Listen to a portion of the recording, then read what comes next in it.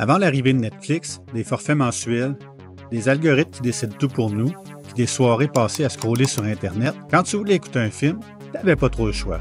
Fallait que tu sortes. Il fallait que t'ailles au club vidéo, même s'il neigeait puis qu'il faisait frette en tabarouette. Et au cœur de ce monde magique, il y avait le commis, souvent vêtu d'un t-shirt geek trop grand, version Star Wars, Jurassic Park ou Matrice. Ce spécialiste du jugement silencieux connaissait toutes les jaquettes de films, même les pires. Le commis de club vidéo, c'était comme un Google sarcastique. Mettons que tu lui demandais « C'est-tu bon ça, la suite de La Cloche et l'Idiot? » Ben lui, il te lâchait. Ben, ça dépend.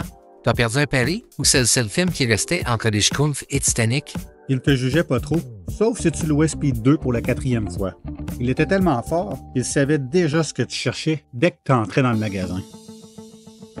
Pendant que les petits couraient vers la section « Films d'animaux qui parlent » ou « Dessins animés ben criards », comme si leur vie en dépendait, les parents, eux, hésitaient à choisir entre une comédie romantique avec Meg Ryan ou un film d'action avec Steven Seagal qui casse des bras pendant 90 minutes. Il y avait toujours un client bizarre qui fuyait les regards et qui filait direct vers la section 18 ans et plus, comme s'il jouait dans Mission Impossible, mais à la place de Tom Cruise, c'était un bonhomme un peu louche. Quand il ressortait, il faisait semblant de checker les nouveautés. Les clubs vidéo, c'était des vrais safaris. Les kids surexcités, le père pressé, la mère à bout qui disait « Choisis là, sinon on part. » Le commis checkait du coin de l'œil, comme un gardien de zoo qui surveille des singes. Il disait rien, mais s'il voyait un étrange, il cochait sur sa feuille « Client gênant numéro 273 ». Puis pendant ce temps, 2 enfants se bataillaient pour la dernière copie de Beethoven. La mère, elle regrettait déjà d'être sortie. Chaque seconde de plus dans le club ajoutait une ride sur son visage. Le commis tentait de garder le contrôle du chaos, tout en replaçant les boîtiers mal placés dans la section drame. Le père, il soupirait en regardant sa montre, pensant à son souper froid puis à son hockey manqué. Puis juste avant de passer à la caisse, il y avait toujours ce petit rappel affiché « Be kind, rewind ». Un message doux, mais qui voulait clairement dire « Oublie pas de rembobiner ta cassette, mon champion ». Le commis le disait pas, mais intérieurement, il pleurait à chaque fois qu'une cassette revenait pas rembobinée. Le stress des clubs vidéo, c'était de ramener ton film en retard. Si tu faisais ça, tu avais une amende de 1,99 $ par jour. Et si tu n'avais pas rembobiné ta cassette, tu étais catalogué dans la liste noire.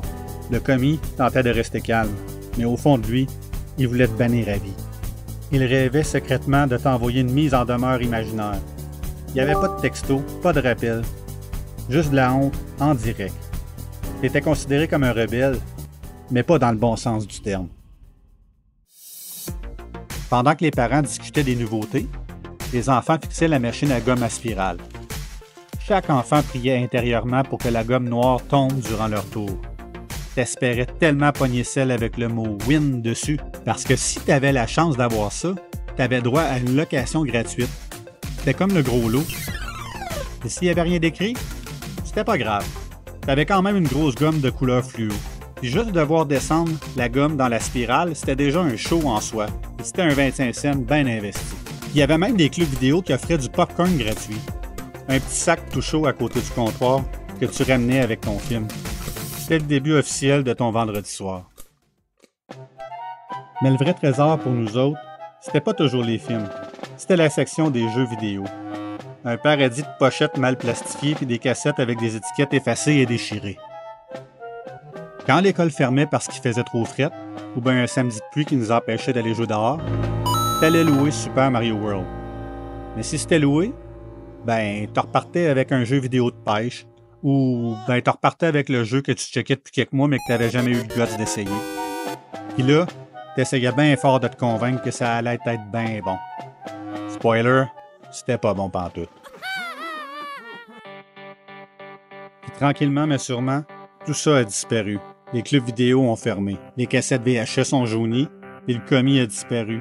Comme les Game Boy avec une lumière qui pétue. Avec ça, on se sentait comme des hackers dans Matrice, rien de moins. Les clubs vidéo, c'était pas parfait, mais c'était simple. Dans notre tête, ils sont jamais vraiment partis. Merci, commis de club vidéo, pour tes jugements silencieux, tes recommandations douteuses puis ton popcorn du vendredi. On t'oubliera jamais. T'étais comme notre Netflix ou notre YouTube. mais avec une âme et du cœur. Et un beau t-shirt de Jurassic Park. Et toi, est-ce que les clubs vidéo te manquent? Raconte-nous tes meilleurs souvenirs en commentaire. Et si les clubs existaient encore aujourd'hui, échangerais-tu ton Netflix une fois de temps en temps pour retrouver la magie d'autrefois? Si tu te sens nostalgique comme moi, et que tu aimes voir des vidéos sur les vieux jobs, parfois absurdes ou disparus, alors abonne-toi à Il était un job. À chaque semaine, on essaie de te surprendre, de te faire rire, avec un métier oublié, ridicule ou même dépassé. Pour ma part, je m'ennuie vraiment des clubs vidéo. J'en garde de très précieux souvenirs. Et toi?